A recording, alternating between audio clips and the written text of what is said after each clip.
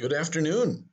We've had record-breaking warmth the past couple of days. It feels more like May than early March. I actually heard frogs in the woods behind the school Monday night. Today we took our older students from the school for a preview of the Niagara Wheatfield High School musical Newsies. Our daughter Cassidy is in the musical, and I got to help build the set. It's going to be an amazing show. Get your tickets for Friday at 7, Saturday afternoon at 1, or Saturday night at 7. We're reading our way through the Bible using the 1 year chronological reading plan. This week we got almost to the end of the book of Numbers. This fascinating book tells the story of Israel's wanderings in the wilderness. Even though God provided and guided them all along the way, they rebelled against him. The Lord brought judgment upon them, but he also showed them mercy. These wilderness stories contrast Israel's rebellion and God's faithfulness. The stories in this book get retold by the prophets, the psalmists, and the apostles. God is faithful to his promises, but he will let his people walk away and face the consequences. One of the fascinating stories in this book is the story of Balak and Balaam. Balak was the king of Moab, and when he saw the Israelites camping nearby, he was afraid that they would conquer his nation. So he hired a seer named Balaam to curse them for him. God told Balaam not to put a curse on the Israelites because they were blessed. But when Balak sent even more messengers, Balaam went along with him. He warned Balak that he could not do anything, great or small, to go beyond the command of the Lord his God. On the way, the angel of the Lord stood in the road to oppose Balaam. Balaam's donkey saw the angel with a drawn sword and turned off the road into a field. Balaam beat the donkey to get her back on the road. Then the angel stood in the narrow path between two vineyards, surrounded by walls. The donkey pressed close to the wall, crushing Balaam's foot against it. So he beat her again. Then the angel stood in a narrow place where there was no room to turn, and the donkey laid down in the middle of the road. Balaam beat the donkey yet again, but God opened the donkey's mouth so it could speak. She asked Balaam why he had beaten her 3 times. He said, "You've made a fool of me. If I had a sword in my hand, I would kill you right now." Then the Lord opened Balaam's eyes, and he saw the angel of the Lord standing in the road with his sword drawn. The donkey could see better than the seer.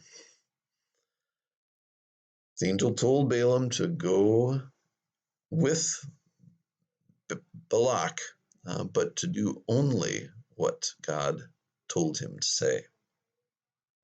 Balaam had Balak offer 7 bulls and 7 rams on 7 altars. He saw part of the people of Israel and said, "How can I curse those whom God has not cursed? Who can count their dust?" And Balak said, "I brought you to curse them, but you have only blessed them." So Balak took Balaam to another place and showed him another part of Israel, saying, "Maybe you'll be able to curse them here." But Balaam said, "God is not a man that he should lie," and blessed them instead. Balak took him to a third place, offered sacrifices again, and it was a spot where Balaam could see all of the people.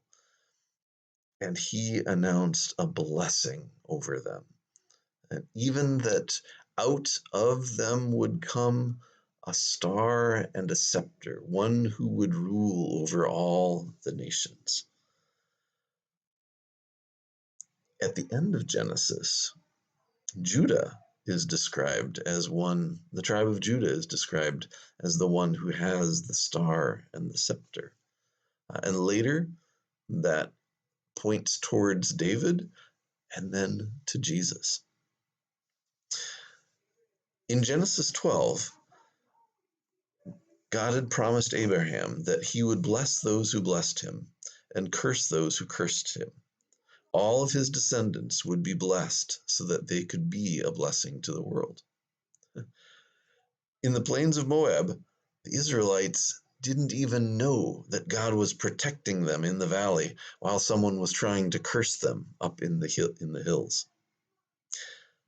Now, later on, Balaam encouraged the women of Midian to lure the Israelite men to worship their gods. He ended up dying with the Midianites when the Israelites fought against them. Chapters 28 and 29 of Numbers briefly describe several different festivals the Israelites were to celebrate every year to remind them of God's faithfulness. They were to honor the Sabbath day each week to remind them that God had delivered them from slavery. They celebrated the Passover each year to remember how they were saved from the final plague on Egypt by putting the blood of a lamb on their doorposts.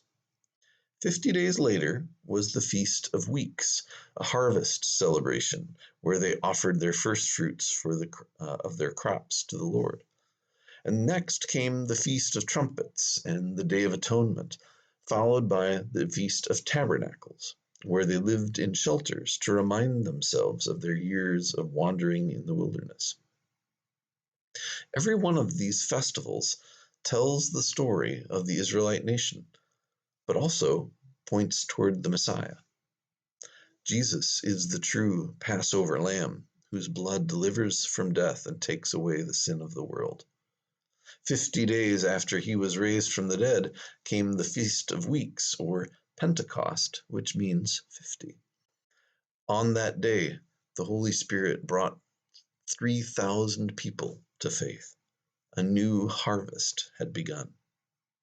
When Jesus returns, he will bring with him all the hosts of heaven with the sound of the archangel's trumpet. Jesus brought salvation once for all by offering his own life for ours. He goes with us through the wilderness of our lives, providing everything we need from day to day. He gives us true Sabbath rest.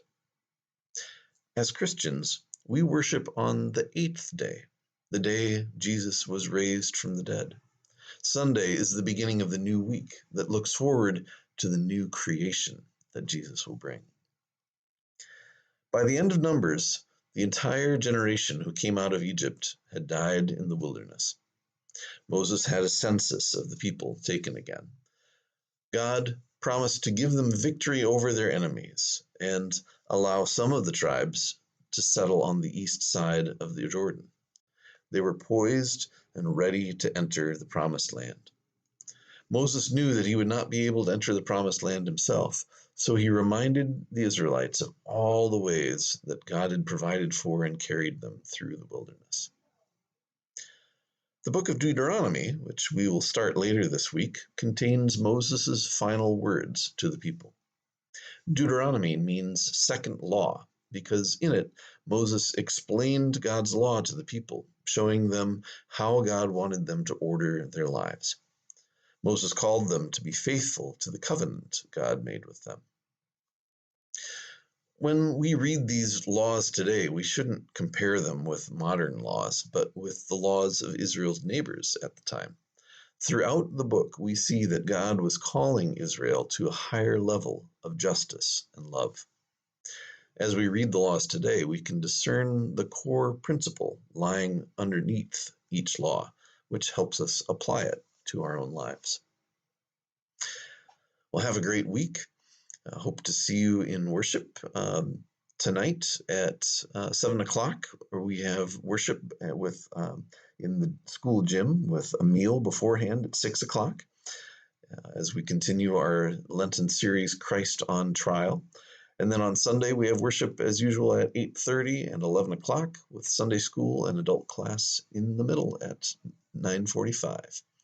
Have a great week and see you soon.